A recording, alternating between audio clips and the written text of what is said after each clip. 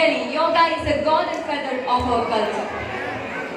So let us invite Shivanandana of class 10 for a poem. Ice cream and soda.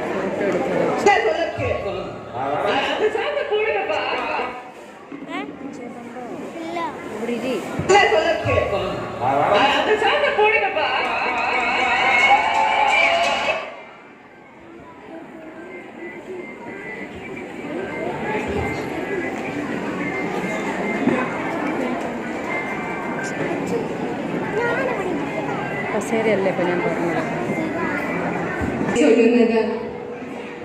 കാത്തിരിക്കുന്നു ഞാൻ നല്ല നാളിൻ്റെ ആഗമനത്തിനായി മൂകനായി ആശ്ചര്യമില്ലാതെ